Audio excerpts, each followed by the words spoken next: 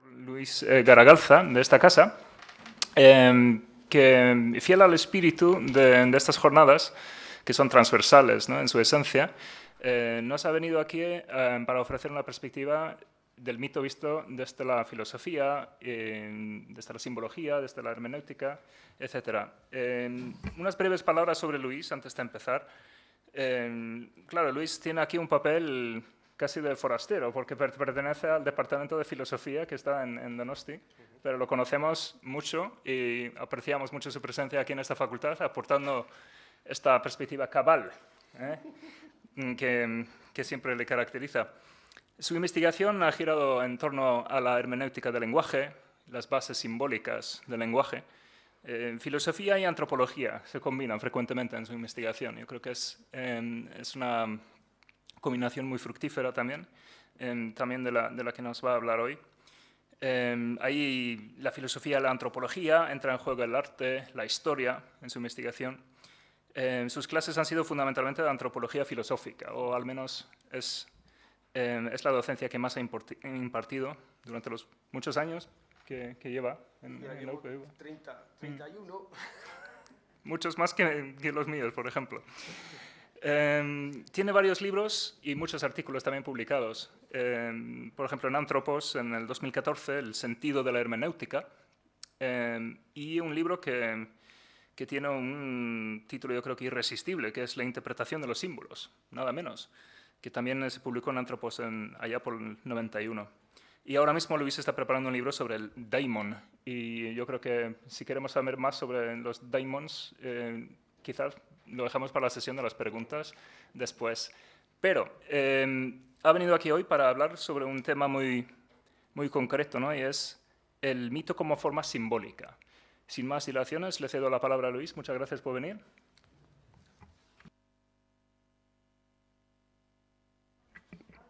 Muchas gracias a ti y a Raúl por haberme dado la posibilidad de participar en estas jornadas de interferencias, de entrecruzamientos, ¿no?, de interdisciplinar. Antes ha salido la palabra a la mañana, interferencias, yo creo que es mejor entrecruzamientos. Bueno, interferencia es un entrecruzamiento, ¿no? Y Hermes, precisamente, era entre otras muchas cosas, ¿no?, es el dios de los cruces de caminos, Hermes, ¿no?, que de alguna manera Hermes está a la base de la palabra hermenéutica. Hermes era también el dios de la interpretación y de la traducción. Un hermeneutes era el que traía lo que decían los bárbaros, esos sonidos ininteligibles, lo traía a un lenguaje inteligible, ¿no?, como era el griego, ¿no? Los demás son raros, los bárbaros son todos los demás, ¿no? Bien, y yo voy a hablar también de un entrecruzamiento. Al hablar del mito como forma simbólica, en lo que, por un lado, al hablar del mito está ya apareciendo su contrario o su opuesto. Se suele contraponer el mito al logos, ¿no?, la vida a la razón, ¿no? Al hablar del mito viene entonces su contrario, y yo al hablar del mito como forma simbólica, desde la filosofía, desde Ernst Cassirer, al que voy a presentar un poco, a lo que estoy apuntando es precisamente a la implicación de los opuestos. La filosofía lo que busca es esa implicación de los opuestos, en este caso de mito y logos. No se trata de volver al mito ni de renunciar a él para instalarnos en el logos. La filosofía tendría que buscar la implicación de los contrarios, aunque históricamente no es lo que ha hecho la filosofía. Más bien, lo que ha hecho es lo contrario, celebrar la separación. Y la doctrina oficial en filosofía es que la filosofía es el paso del mito al logos. Se abandona el mito y empezamos el camino del logos. O sea, la filosofía sería, sin más, una preparación para la ciencia. Y una vez que ya la ciencia ha surgido, la filosofía muere, y esta es la doctrina. En el siglo XX la filosofía ha muerto, murió Dios en el XIX y en el XX la filosofía y el propio ser humano ha muerto. Esa es la doctrina oficial. Y se estudia la filosofía como una prehistoria de la ciencia. Porque lo que hace la filosofía y la cultura oficial es celebrar la separación. El mito estaba allí en el principio. Nosotros nos hemos separado del mito y nos hemos hecho racionales, lógicos, científicos. Y entonces se consolida esa separación, esa ruptura. Eso es lo que hace la cultura dominante y la filosofía dominante, ¿no? Y yo lo que propongo es una implicación de los contrarios, ¿no? Que es también lo que proponía Cassirer, como iremos viendo poco a poco. Voy a empezar con una caracterización del mito, Salustio, allá antes de Cristo, el primer siglo antes de Cristo. El mito habla de aquello que nunca ha sucedido, pero que sin embargo siempre está presente en el fondo de la conciencia. Max Müller, uno de los padres de la antropología, decía también: la mitología irrumpe furiosamente durante las primeras épocas del pensamiento humano, pero nunca desaparece del todo. Nosotros nos creemos que nosotros ya no tenemos mitos. Esa es un poco la concepción. Mitos tenían los primitivos, los salvajes y tal. Nosotros no, nosotros somos científicos y racionales, ¿no? Max Müller decía que nunca desaparece del todo. Podemos estar seguros de ello. Hay mitología ahora como la había en la época de Homero. Solo que ahora no la percibimos porque nosotros mismos vivimos bajo las sombras de ella. Ortega y Gasset: llamar a algo mito no supone que se le niegue un fondo de realidad, todo lo contrario. Nada es mito si no lleva dentro la médula de una experiencia humana real. Cuando esto falta, no se llama mito, se llama tontería. Lo que pasa es que solemos se confunde el mito con la tontería, con la mentira, con cuentos, con cosas sin fundamento. No, el mito tiene fundamento en la experiencia humana real, dice Ortega, ¿no? Y Andrés Ortiz Oses, que fue el que me dirigió a mí la tesis, el que me presentó a Cassirer, del que voy a hablar, y sobre el que hice la tesis yo de Cassirer. Andrés Ortiz Oses ha estudiado la mitología, el mito, fue el que estudió la mitología vasca, en serio, no como folclore, no como política, no como ni siquiera nacionalismo, ¿no? Mitología vasca, una mitología peculiar, preindoeuropea, y que aquí apenas se estudia. Apenas se estudia, nadie se ha tomado en serio la mitología vasca. Bueno, Andrés Ortiz Oses lo hizo siguiendo a Brandiarán y a Caro Baroja. Del mito, dice Andrés Ortiz Oses: articulación de la experiencia del sentido a través de pautas simbólicas y arquetípicas. El mito es el relato fundacional de nuestra existencia como seres significantes, en el que se cuenta y narra imaginalmente la vivencia radical del hombre ante su destino terrestre. Nada menos, es el mito, ¿no? ¿He hecho mal? Bien, con estas citas... Algo he hecho mal. Ah, no, va bien.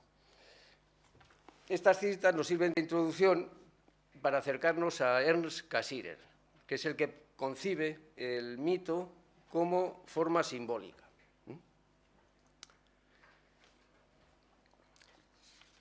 Entonces, lo primero que... Bueno, dejamos ahí a Cassirer todavía, lo tenemos ya, su imagen. Cassirer era un filósofo neocantiano, ¿no? A comienzos del siglo XX, hasta 1940 y tantos, vivió. Lo primero que hay que tener en cuenta es que para Cassirer el mito no es esto, una leyenda urbana, un rumor, una superstición, ¿no? Supersticiones, claro, también para nosotros, o sea, para los modernos, mitos son, sí, las supersticiones de los salvajes. Para los cristianos, mitos eran las supersticiones de los paganos también. Mitos son las supersticiones de los otros, porque nosotros cristianos tenemos la verdad revelada. Lo nuestro no es mito. Nosotros no tenemos mitos. El cristianismo no es un mito, ¿no? El cristianismo es la verdad revelada. Los mitos son los de los otros, ¿no? O inventos de los sacerdotes para mantener engañada a la clase obrera y todas esas cosas. No es eso un mito, ¿no? Por lo menos para Cassirer, y si se toma en serio el mito. Yo propongo entonces abordar el mito desde la filosofía, como hace Cassirer. Intentar comprender desde la filosofía el mito, hacer una filosofía del mito.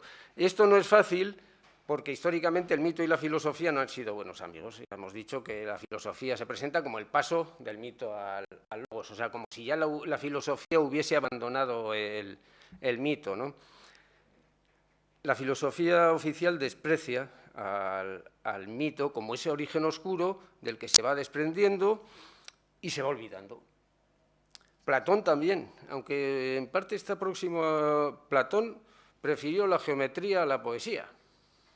En la entrada de la academia ponía nadie entre aquí que no sepa geometría, pero no que no sepa, al revés, el poeta lo expulsa de la ciudad y la poesía está próxima al mito. Mientras que la geometría es la base de la ciencia. Con Descartes y con Newton, la primera ciencia moderna se construye sobre la matemática. Entonces Platón está ya marcando también una vía hacia arriba, ¿no? Hacia lo universal, hacia los conceptos. Hay que salir de la caverna, de la oscuridad mítica para acceder a la luz de la conciencia, de lo universal, del logos de la ciencia, ¿no? Sin embargo, antes de Platón, en la prehistoria, iban al interior de las cuevas. ¿A qué iban a pintar en el interior de las cuevas? Y no cerquita de la entrada, no, se iban hasta dentro, en Lascaux, para ir hasta la gruta del... Hay que hacer un recorrido. Iban a buscar algo a la cueva. No buscaban salir como Platón y los modernos, ¿no? También en el cristianismo los mitos son las supersticiones de los otros, ¿no? Bien. Y en la modernidad y en la tradición occidental podríamos decir que hay una mitificación del logos. La diosa razón, la ilustración, la diosa razón. Bueno, no vamos a meternos por ahí. Lo que yo quería insistir es que la filosofía de Cassirer, por lo menos, y Cassirer es un filósofo neocantiano, esto es importante, no es un romántico rezagado que... No, va a estudiar el mito, como vamos a ver, partiendo, él de formación es lógico-matemático, pero va a descubrir la importancia del lenguaje y del mito, ¿no? Entonces, yo lo que quiero resaltar es la implicación, ¿no? La importancia de la implicación de los contrarios. Por ejemplo, Ortega habla de la razón vital, ¿no? Mitos y logos. Razón, mitos, logos, razón. O sea, vida y razón implicadas. No contrapuestas, sino razón vital, ¿no? Como proyecto para la filosofía. Y en esa expresión, razón vital, está contenida la crítica de Ortega a la filosofía moderna dominante, ¿no? La razón abstracta, europea, científica, necesita revitalizarse, es lo que está planteando, reconciliarse con la vida. Es lo que está planteando Ortega con esa expresión razón vital. Tampoco está, bueno, es toda la tradición, Ortega había estado con Heidegger, ¿no? Y los prerrománticos, en el primer programa del idealismo alemán, hablan explícitamente de la mitología al servicio de la razón. Hay que crear una nueva mitología al servicio de la razón. Esa reconciliación, esa implicación de los contrarios. Bien, voy a presentar un poquito a Cassirer. He elegido a Cassirer, aparte porque le conozco bien, y es amigo mío, por la apertura y la ampliación, apertura, ¿no?, que le da a la filosofía, elaborando su filosofía de las formas simbólicas. Cassirer era un neokantiano. O sea, está siguiendo la línea de Kant, que es el máximo representante de la Ilustración europea. Y Cassirer, de la Escuela de Marburgo, los neokantianos están centrados en la ciencia. La tarea principal de la filosofía es buscar las condiciones de posibilidad del conocimiento científico. Eso es el neokantismo, ¿no? Se centran en la primera crítica de Kant, ¿no? Y para Kant la filosofía es crítica, la filosofía es búsqueda de las condiciones de posibilidad. Y Kant lo que estaba buscando era las condiciones de posibilidad de nuestro conocimiento. ¿Qué es nuestro conocimiento para Kant a finales del siglo XVIII? Newton, la física. Tenemos física. ¿Cómo es posible que tengamos física, un conocimiento universal y necesario de la naturaleza? Eso es lo que le sorprende a Kant. Y la filosofía para él, ¿qué es lo que tiene que hacer? No decirnos qué es la naturaleza, porque eso es lo que de eso nos informa la física. La única tarea para la filosofía es buscar las condiciones de posibilidad de ese conocimiento. Después, en la segunda crítica, se pregunta Kant por la ética, ¿no? Y en la tercera, en la crítica del juicio, empieza a aparecer el arte, la pregunta por el arte. ¿Qué tipo de conocimiento hay en el arte?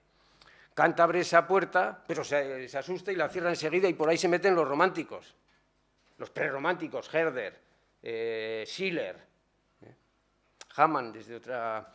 Esa es la puerta por la que se meten. ¿Qué tipo de conocimiento hay en el arte? Hay conocimiento, porque para Kant, bueno, para Kant sí, pero Kant plantea la cuestión, para los ilustró, para Descartes, el conocimiento es también Galileo. Todavía no se están planteando nada del mito, pero que el arte pueda implicar conocimiento, ya eso parecía un disparate, ¿no? Bien, entonces, Cassirer, neokantiano, a comienzos del siglo XX, está estudiando lógica, matemáticas, conoce la teoría de la relatividad de Einstein. En 1921, Cassirer fue a vivir en el 19 a Hamburgo, y en 1921 va Einstein y da una conferencia sobre la teoría de la relatividad. Y después de la conferencia se reúnen en casa de Cassirer a comentar la jugada. Cassirer en 1925 publica un libro sobre la teoría de la relatividad.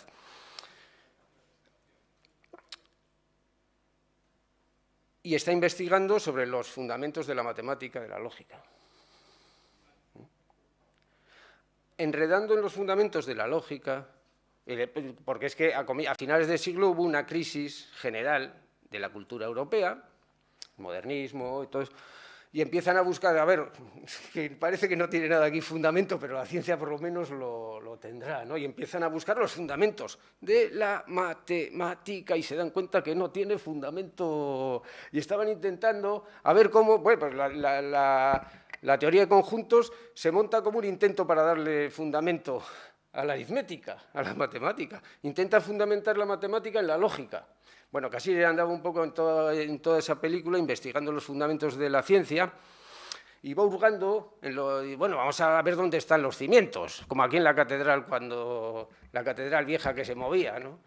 A ver dónde están los cimientos. Y va buscando, porque a ver si encontramos roca dura para poder restablecer la credibilidad de la ciencia, ¿no? Y claro, Cassirer, hurgando ahí, resulta que se encuentra que el concepto científico hunde sus raíces en el lenguaje natural. Se apoya en el lenguaje natural. Y entonces dice, bueno, si estoy intentando fundamentar la ciencia, tendré que estudiar el lenguaje. Que hasta entonces la filosofía, pues sí un poco, pero también románticos, Humboldt se había interesado por el lenguaje. Bueno, Rousseau también, pero no lo tomaban muy en serio, ¿no? potencia gnoseológica del conocimiento que tiene el lenguaje. Es que ahora resulta que en Cassirer se encuentra que el propio concepto científico se apoya en el lenguaje natural y entonces tiene que dar cuenta del lenguaje. Pero no acaba ahí la cosa, porque buscando los cimientos del lenguaje se encuentra con que tampoco se apoya el lenguaje natural en la realidad. ¿En qué se apoya el lenguaje natural? En el mito. El lenguaje surge conjuntamente con el mito.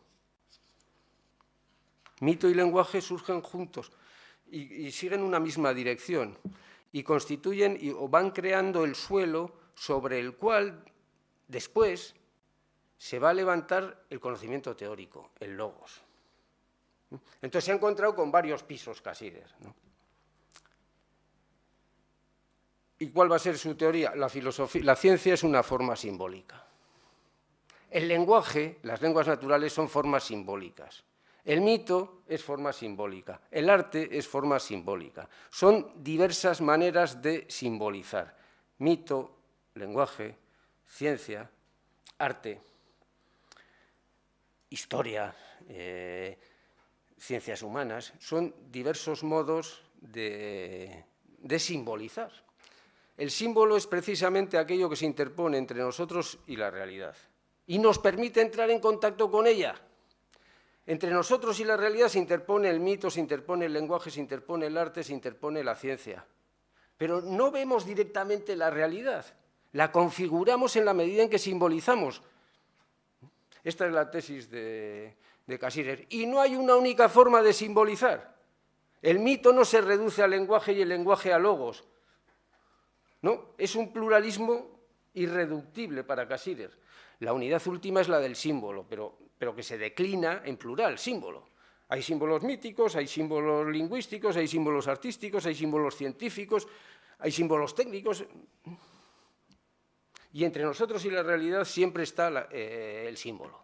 El lenguaje, el arte, el mito, la ciencia.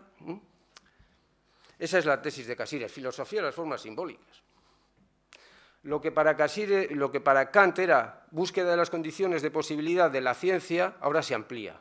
Es búsqueda de las condiciones de posibilidad de la cultura.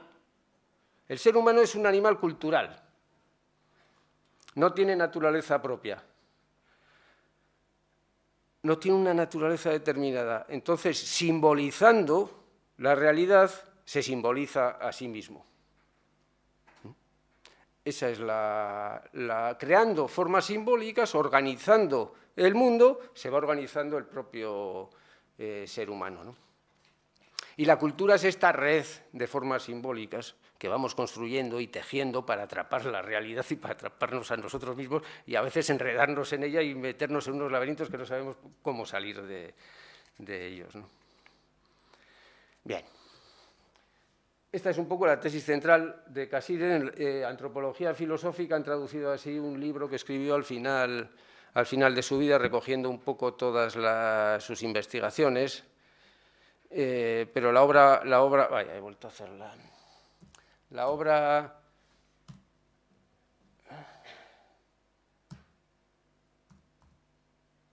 obra central que publica en los años 20 es Filosofía de las formas simbólicas, 3 tomos, el primero dedicado al lenguaje, el segundo al mito y el tercero al conocimiento teórico, ¿no?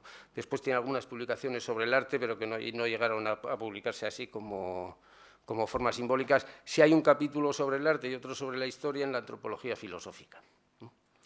Pero las 3 formas simbólicas fundamentales son estos 3.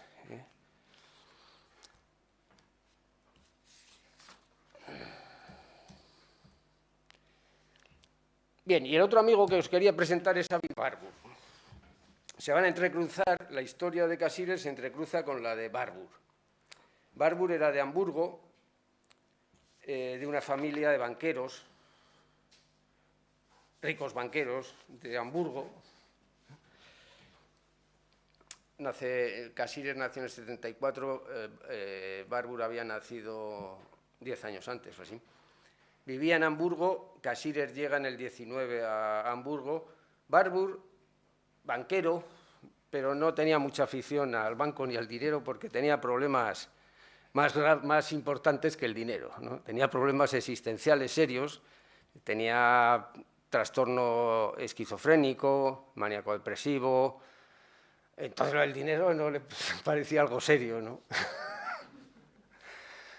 Y le dijo a su hermano que se encargara que él era el mayor, le dijo al hermano que se encargara del banco y del dinero y de esas cosas y el que le comprase libros. Que era lo importante, para ver si hacía algo con el tinglao ese que tenía, que se había encontrado, ¿no? Le interesó mucho esta chica de aquí. La ninfa le llama. Luego veremos quién es esta ninfa y se dedicó a estudiar a la ninfa. Se dedicó a estudiar arte del Renacimiento. A estudiar, es un amante del arte del Renacimiento, ¿no? Monta su biblioteca, que me acaba de decir, no me sé cómo se llama, Alfredo Bayón, que ha estado ahora en Londres y que sigue. Yo creí que habían tenido problemas de dinero y que lo habían cerrado, pero que sigue funcionando el Instituto Warburg. Lo montó en Hamburgo, pero era judío, claro, Warburg. Se lo consiguieron llevar a Londres y sigue funcionando en Londres. Aquí se formaron, aparte de tener la suerte que tuvo Cassirer de encontrarse la biblioteca con todos los libros sobre mitología que había en el momento y sobre el lenguaje, y sobre arte y todas estas cosas, que es lo que le permitió elaborar su filosofía de forma simbólica. Si no, es que, vamos, ni lo hubiese podido soñar Cassirer, ¿no? De no haberse encontrado con la biblioteca allá. En el instituto, por otro lado, se formaron Panofsky, o sea, los padres de la historia de la iconología, de la historia del arte. Panofsky, Gombrich, Libansky, Wind, Sachs, y Cassirer cayó por allá. Luego hablamos un poco más, si me da tiempo, que no sé cómo voy, de Warburg. Esto es lo que le pasó a Cassirer, todavía neocantiano, con la teoría de la relatividad, la lógica y las matemáticas en la cabeza, está empezando a sospechar que hay que asomarse hacia el lenguaje y hacia el mito, y topa con la biblioteca y con Warburg, con su fascinación por la ninfa, ¿no? Nunca más vendré aquí. Entró en la biblioteca. La biblioteca de Warburg no está ordenada cronológicamente ni alfabéticamente, sino por los intereses, por las relaciones de parentesco que hay entre los libros. Eso es lo que guía en la biblioteca, las buenas relaciones de vecindad entre los libros y esas cosas. Nunca más vendré aquí. Si vuelvo a este laberinto, terminaré por perder mi propio camino. Es la sensación que tuvo Warburg al encontrarse, Cassirer, un neocantiano liberal que había discutido con Heidegger en Davos, en 1929. Cassirer era, en la novela de Thomas Mann, La montaña mágica, Settembrini y Cassirer era el liberal y Heidegger era el nazi, el fascista, ¿no? Bueno, pues Cassirer se encuentra con Warburg, que tenía su pedrada, había estado ya en un viaje por América, estudiando a los indios navajos y a los pueblos, estudiando el ritual de la serpiente, que por cierto le sirvió para demostrar a Binswanger, el psiquiatra que le trataba y que estuvo internado en el sanatorio de Kreuzlingen, para demostrar que podía salir a la calle de nuevo, que ya estaba curado, les dio una conferencia sobre el ritual de la serpiente a los demás pacientes, a los médicos y a cuatro amigos, ¿no? Para demostrar que podían dejarle salir otra vez a la calle, ¿no? A pesar de esta primera impresión, Cassirer, con su apertura, fue capaz de volver a la biblioteca y 5 años después, o luego escribe: la biblioteca no es simplemente una colección de libros, sino un catálogo de problemas. Lo que me provocó esa impresión abrumadora no fueron sus campos temáticos, sino más bien el principio sobre cuya base se había organizado la biblioteca, principio mucho más importante que la mera cantidad de disciplinas que abarcaba. En ella, la historia del arte, la de las religiones y los mitos, la de la lingüística y la cultura, no estaban situadas una al lado de la otra, sino vinculadas entre sí. Y a su vez todas esas disciplinas estaban vinculadas con una única idea central, la supervivencia de la antigüedad, problema este de índole puramente histórica. Y la noción, o sea, la realidad del símbolo, es lo que da unidad y lo que sirve de hilo conductor a través de ese caos que es la cultura y ese laberinto que es la biblioteca. Y Cassirer consigue poner un cierto orden sistemático con la filosofía de las formas simbólicas. Entonces, la aportación de Cassirer, lo que a mí me resulta muy interesante es esa apertura que lleva a cabo, ¿no? El paso de la concepción griega y moderna del ser humano como animal racional, es la definición de Aristóteles, el ser humano como animal racional. ¿Y qué pasa con todo lo demás? Lo que diferencia al ser humano es la razón. ¿No? Cassirer parte de ahí, pero va ampliando la cosa. Y va a hablar el ser humano como animal simbólico. Lo simbólico es mucho más amplio que la razón. La razón es una de las modalidades del simbolismo, pero no la única. Este paso, solo este paso, para mí, cambia ya. Animal simbólico. Animal, mito, guión, lógico. Tenemos mitos, generamos mitos. De entrada, antropológicamente generamos, desde la perspectiva antropológica, nosotros generamos mitos. Desde la antropología, no se puede decir si ese mito se corresponde con... Es que esa pregunta no tiene sentido. Generamos mitos, generamos lenguas, lo mismo que generamos teorías científicas. Creamos, somos un ser creador, de cultura al menos, y de desgracias y desvaríos múltiples, ¿no? Pero de cultura la creamos nosotros, y al crear la cultura nos estamos creando a nosotros mismos. Animal simbólico, ¿no? No solo racional. Animal, mito, guión, lógico. Implicación de los opuestos. El ser humano es el lugar de la implicación de los opuestos. Y el lenguaje juega en el propio sistema de Cassirer, el lenguaje juega esa función mediadora. El lenguaje, como Hermes, que es el dios del lenguaje, el dios de los cruces de caminos, el dios de las fronteras. El lenguaje surge conjuntamente con el mito. La palabra tiene una carga mágica y mítica inicialmente. Poco a poco el lenguaje se va separando del mito, va perdiendo esa fuerza mágica y va ganando fuerza semántica. El lenguaje me estoy adelantando, pero el lenguaje se separa del mito y va creando un territorio sobre el que después la ciencia se constituye y se separa del mito y del lenguaje. Lo mismo ocurre con el arte, pero a ver si voy paso a paso. Ya, si lo veis siempre al revés.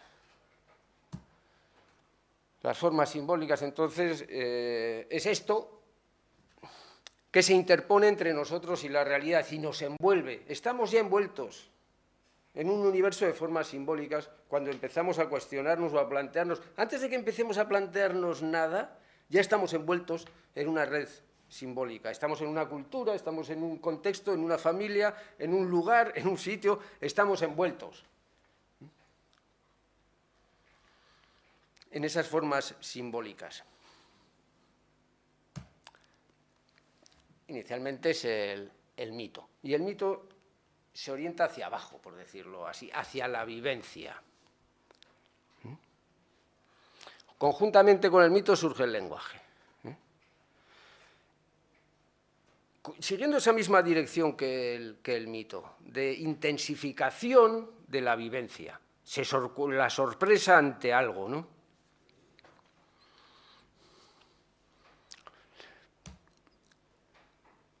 Después, muy después, y sobre el suelo creado por el mito y el lenguaje,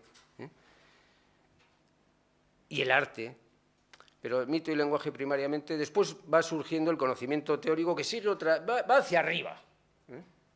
El conocimiento teórico, lógica, matemáticas, busca la universalidad, no la concreción de la vivencia de la vida, sino la universalidad del concepto intelectual.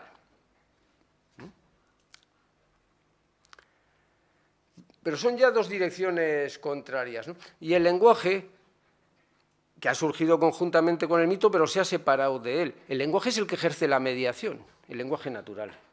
Hunde sus raíces en el mito, pero sienta las bases sobre las que después se puede construir el lenguaje, el conocimiento teórico. Y a su vez es el lenguaje el que permite establecer qué sentido tiene esos conocimientos.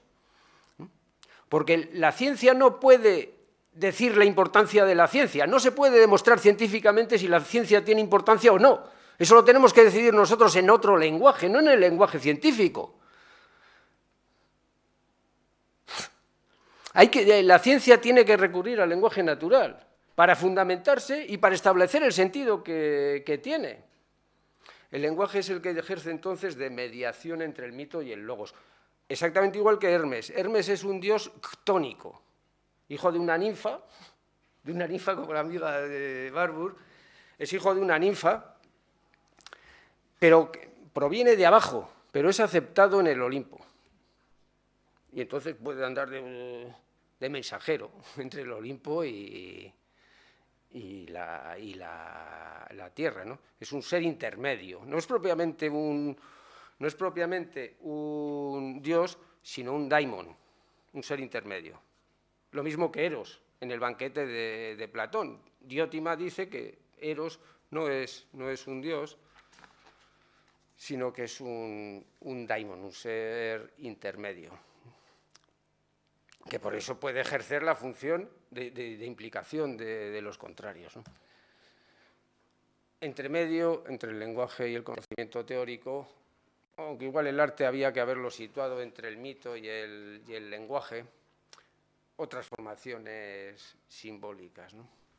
Pero entre el ser humano y la realidad se interpone esta red de formas simbólicas. Sin formas simbólicas no captamos la realidad. Sin formas simbólicas no hay más que caos.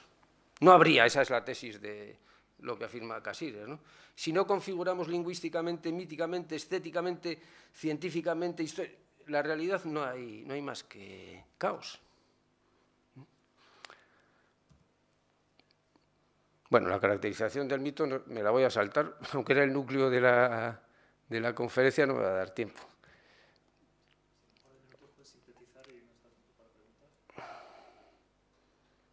Bien, quería haber presentado un poquito más a Barbour. A ver, por centrarme en el arte. El arte, lo mismo que el lenguaje, surge conjuntamente con el mito, pero se va liberando y separando de él. El arte inicialmente tiene función mágica. En las cuevas no se iba allí a decorar. Tenía una fuerza mágica y ontológica, ¿no? La imagen, el arte. Poco a poco va perdiendo esa fuerza, lo mismo que el lenguaje, se va separando, se va secularizando, ¿no?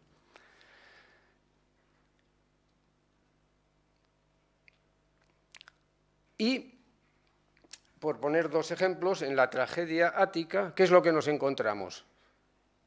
El mito es puesto en escena. Eso marca es algo radical. El mito es puesto en escena. Nos damos cuenta de que el mito es mito. Punto, y se acabó. En el momento en que tú estás representando el mito, estás tomando como obra de arte. Estás asistiendo al mito, pero sabes que es mito. Eso es capital. Eso es el paso a la filosofía. Eso es el paso a la democracia. Nos hemos dado cuenta de que nuestros mitos son mitos. Eso es lo que les pasa a los griegos. Bueno, eso dice Nietzsche que les pasa a los griegos, ¿no? Esa es la función pedagógica que tiene el arte, ¿no? Y la representación del mito. Tomamos conciencia de él como mito. Va perdiendo su eficacia mágica, su fuerza y eficacia ritual para convertirse en representación estética. Se abre el mundo del arte. Es una liberación, por otro lado, y con la filosofía ocurre lo mismo. Como lenguaje, la filosofía, la historia, el arte es un modo de simbolizar y configurar lo real que está a medio camino también entre el mito y la ciencia, sirviendo de puente entre ellos. El otro caso que quería plantear es cómo renace en el Renacimiento el mito griego, ¿no? La ninfa de Ghirlandaio renace, sobrevive, vuelve a nacer. Para Barbour es que vuelve la figura. Las figuras míticas vuelven.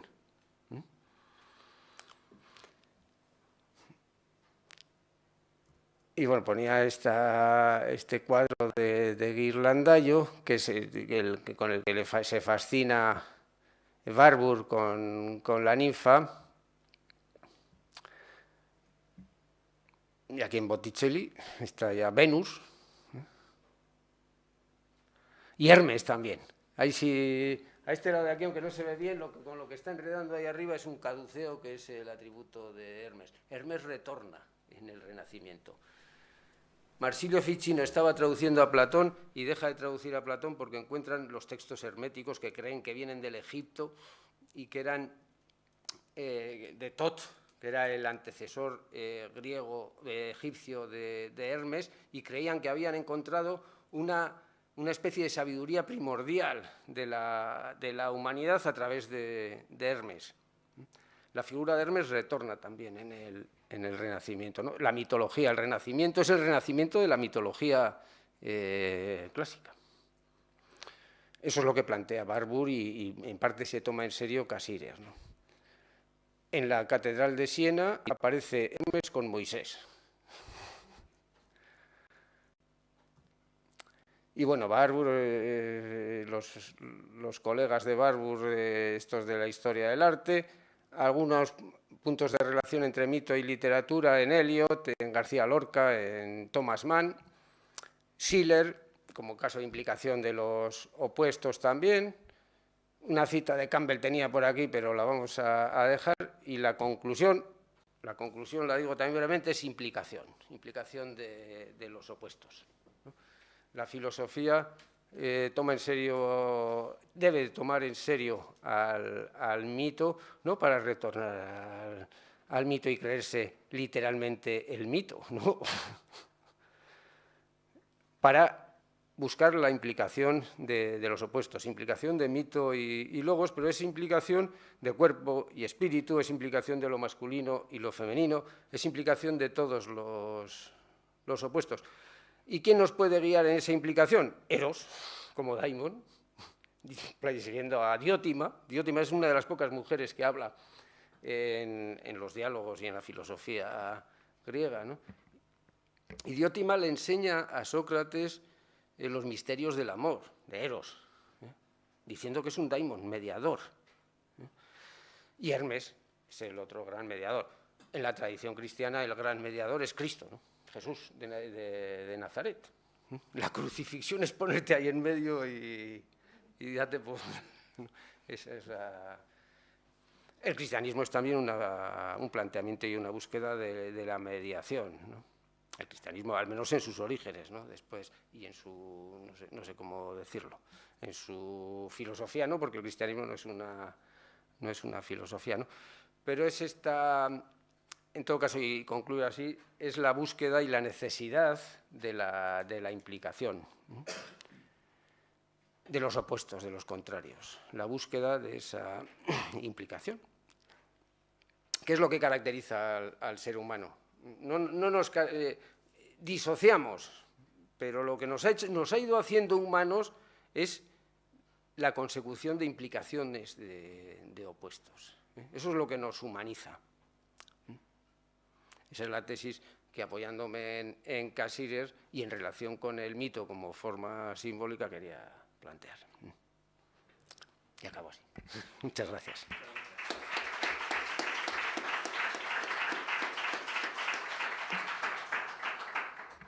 Bueno, muchísimas gracias, Luis, por esta exposición, yo creo que muy brillante. Bueno, yo creo que has estado recorriendo aquí pues, una serie de filosofías que subyacían también de fondo, ¿no? A partir de los románticos. Yo creo que, en definitiva, es una síntesis de un momento cultural, lo que propones, ¿no? con la obra de Cassirer, ¿no? Y sus tesis, ¿no? Que es principios del siglo XX. Sí. 1874-1947. Y donde también pues, entran en juego, pues, por ejemplo, yo que sé, me viene a la mente también pues, la obra de Sigmund Freud, de Carl Gustav Jung, que hay muchos elementos parecidos, ¿no? en ebullición en esta época, ¿no? Tratando de hallar un sentido a lo irracional, ¿no? Sí. En definitiva. Yo creo que casi nos hemos quedado sin tiempo. Pero ha sido un placer escucharte. Yo creo que tenemos tiempo para una breve pregunta, si a alguien le interesa. Cualquiera en el público, por ahí. Bueno, muchas gracias por la presentación. Me ha parecido muy interesante, sobre todo la definición del ser humano como animal simbólico, muy, muy interesante. La pregunta era si estas formas simbólicas de interpretar la realidad, Cassirer, este autor, bueno, lo pregunto desde la completa ignorancia de este autor. Si él da por más válida una forma simbólica que otra, por un lado, y por otro lado, ¿de qué depende que una cultura se elija una forma u otra? Que una cultura elija la ciencia, elija la mitología u otra forma. Ya es juego. Es una pregunta, dos preguntas muy complejas. Casi, no sé por dónde coger, un par de cositas, un par de apuntes te voy a hacer. Cassirer, hombre, es un neokantiano. Lleva a cabo una gran amplificación, acepta el mito, reconoce el lenguaje y tal, pero él sigue siendo evolucionista. De alguna manera sigue pensando que hay una dirección, un paso del mito al logos, ¿no? Aunque lo suaviza.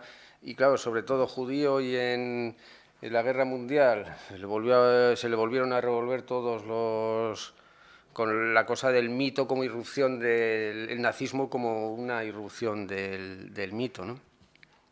Eso por un lado, hay un cierto evolucionismo y él tiene una cierta tendencia a primar el logos, ¿no? Pero acepta y reconoce la necesidad de implicación, y que a mí me parece muy importante. Por otro lado, ¿cómo se elige? No se elige, yo creo que no se elige, ya me salgo de Cassirer. La irrupción del logos es algo que ocurre en Grecia. Es un accidente, porque en otras culturas no ha pasado. Y yo creo que tiene en parte algo que ver con esa capacidad, con la tragedia, o sea, con una crisis de la cultura. Se colapsa, deja de funcionar el mito, deja de dar respuesta a las cuestiones vitales los griegos no es que elijan, es que se ven abocados a la necesidad de pensar para ver qué coño hacemos aquí con la ciudad.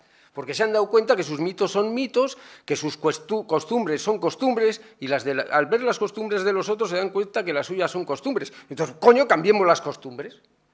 Una vez que nos damos cuenta que las costumbres son costumbres, las podemos cambiar. Podemos votar y decidimos y cambiamos nuestras leyes. Las leyes no son algo natural, es que es lo mismo, es la base de la democracia, ¿no? Pero es una crisis que les pasa a ellos, me da a mí la sensación, que se les hunde todo el tenderete cultural. No sé por qué. Lo que no sé es por qué pasa eso. Pero se ven a la intemperie y se ven obligados a discutir, a hablar, a ver cómo nos organizamos. Y ahí empieza una huida hacia adelante, me da a mí la sensación, porque hasta entonces las culturas eran completamente estáticas, casi. Aquí empieza el progreso, aquí empieza la historia, aquí empieza una especie de huida hacia adelante que no sabemos a dónde nos lleva, ¿no? Esa es la sensación que yo tengo. Y no creo que se haya elegido, nadie haya elegido ni el mito ni el logos. No es una elección, me parece a mí que no es una elección consciente. Pero la pregunta está muy bien hecha y bueno, es toda la filosofía de Cassirer lo que tendrías que mirar, ¿no? Y toda la filosofía, por otro lado, ¿no? Sí, no, desde luego yo creo que es una pregunta o varias preguntas que dan muchísimo de sí. Yo os invito a seguir debatiendo después de la siguiente sesión en el coloquio más informal que vamos a llevar a cabo en el CAR del campus, con un vino y unos pinchos en la mano, ¿no? Yo creo que mejor para seguir dilucidando cuestiones filosóficas, ¿verdad, Luis? Así que muchas gracias una vez más por tu presencia aquí hoy, por estas ideas que nos has aportado.